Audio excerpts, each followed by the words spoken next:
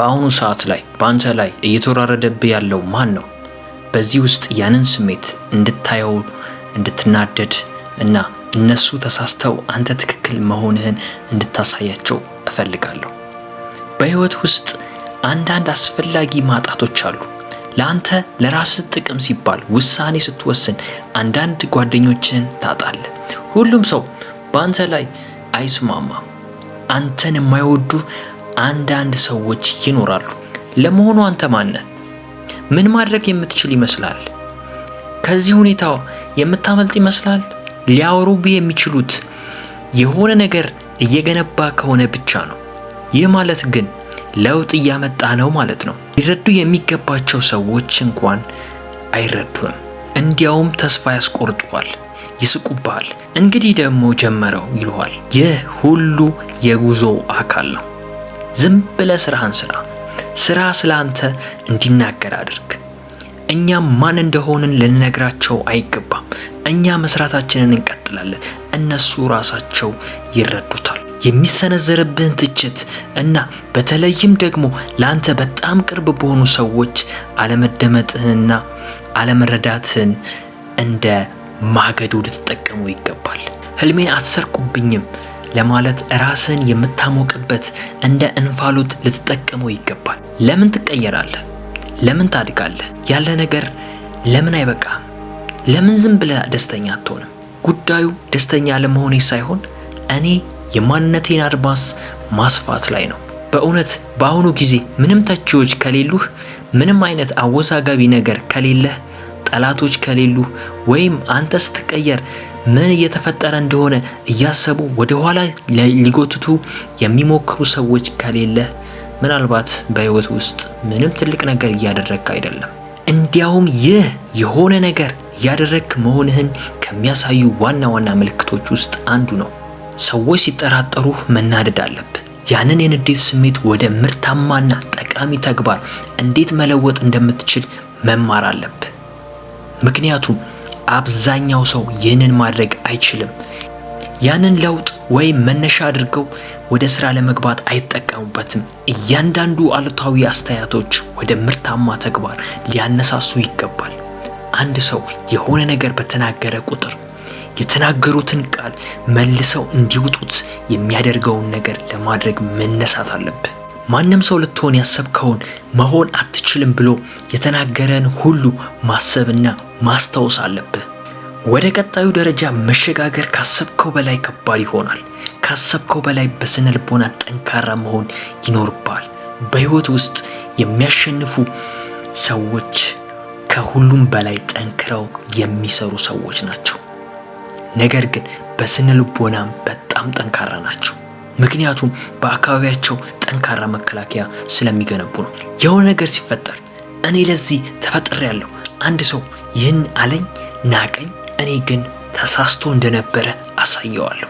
እኔ ወደፊት ስነግስ አንድ ቀን በዚህ ይጸጸታሉ።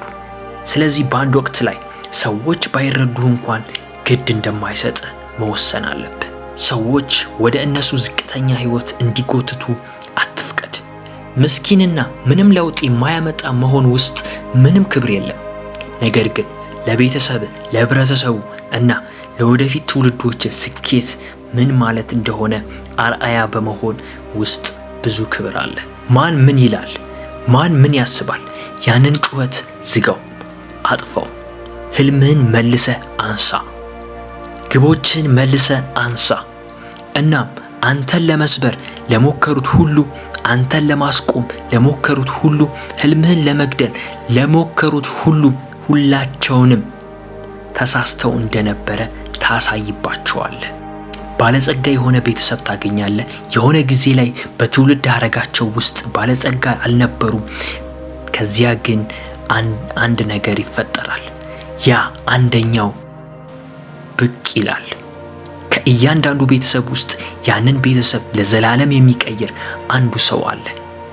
ልክ እንደ አንተ ማለት ነው። አንተ ያ አንደኛው ነህ። በእንፋሎትና በበረዶ መካከል ያለው ብቸኛ ልዩነት የንዝረት ወይም የሙቀት ሁኔታቸው ነው። ምክንያቱም ትችት ሲደርስብህ ወይ ያንን በረዶ ይበልጥ እንዲቀዘቅዝ ያደርገዋል፣ ወይም ደግሞ ስለሚሞቅ ወደ እንፋሎት ይቀይረዋል። ጠላቶችን ዝም ማሰኘት ትፈልጋለህ? እንዴት ታደርገዋለህ? የምታደርገው ስኬታማ መሆን ነው። እነሱ በዘረጉት ወጥመድ ውስጥ በመውደቅ እነሱ የሚፈልጉትን በማድረግ ወይም ራስህን ዝቅ በማድረግ አይደለም። ስኬታማ ባለመሆን አታደርገውም። የተማርኩትን ልንገርህ፣ እንደ ስኬት ያለ ምንም ስኬታማ ነገር የለም። እነሱ የህልም ሌቦች ናቸው። በአካባቢ ያሉ ሰዎች የእነሱን ጠባብ ዓለም እይታ ባንተ ላይ ለመጫን እየሞከሩ ነው። እነሱ ባሉበት ረክተዋል።